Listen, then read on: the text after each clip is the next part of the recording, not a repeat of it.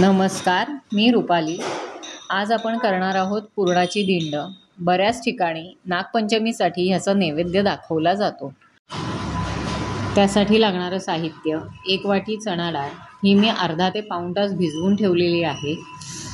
ती कुकरला पटकन शिजते। 1 वाटी गूळ, 1 जायफळ, 1 वाटी कणिक, तेल आणि पाणी घेतलेलं आहे। डाळ कुकरला लावून मोठ्या आचेवर त्याच्या 4 ते 5 शिट्ट्या आपल्याला करून घ्यायच्या आहेत।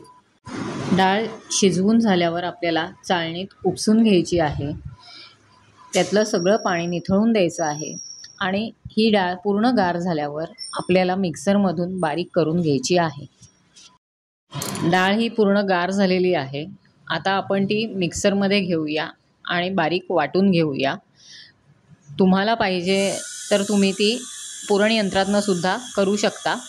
मिक्सरमधनं सोपी जाते म्हणून मी मिक्सरमधनं वाटत आहे। डाळ मिक्सरमधनं बारीक करून घेतलेली आहे। त्यामध्ये आता आपण 1 वाटी गूळ घालणार आहोत। हे सगळं एकत्र करून आपण गॅसवर मंद आचेवर ते पुरण आटेपर्यंत ठेवणार आहोत।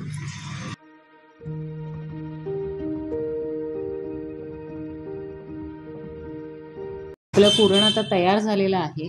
त्यामध्ये आपण जायफळ किसून घालूया आणि व्यवस्थित ढवळून घेऊया।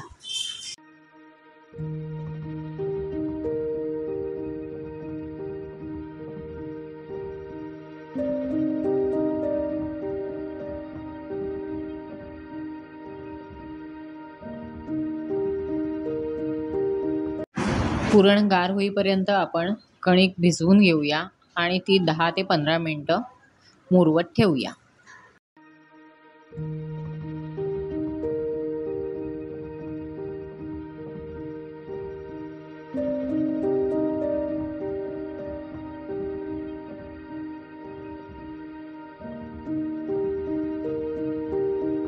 पुरण गार झालेलं आहे, ते आपण काढून घेतलंय आणि कणकेचे सुद्धा छोटे गोळे करून घ्यायचे आहेत। पण याची एक पोळी लाटून घेऊया। ही पोळी आपल्याला खूप जाड लाटायची नाहीये, थोडी पातळसर ठेवायची आहे। त्यामध्ये आता आपल्याला पुरणाचा गोळा करून ते पुरण आपल्याला भरून घ्यायचे आहे।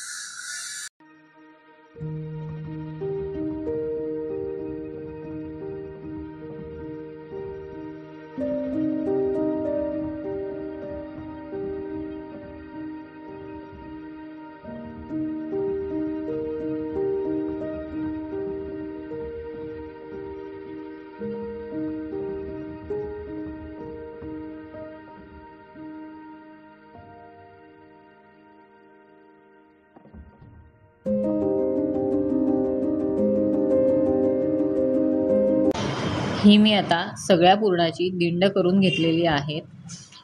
एका वाटीमध्ये साधारण 6 ते 7 दिंड होतात। ही सगळी दिंड आता आपल्याला केळीच्या पानावर घेऊन मध्यम आचेवर वाफवून घ्यायची आहेत। आपली पुरणाची दिंडे आता तयार झालेली आहेत। ही रेसिपी तुम्हाला आवडली असेल तर नागपंचमीला तुमच्या घरी नक्की ट्राय करून बघा आणि मला कमेंटमध्ये सांगा।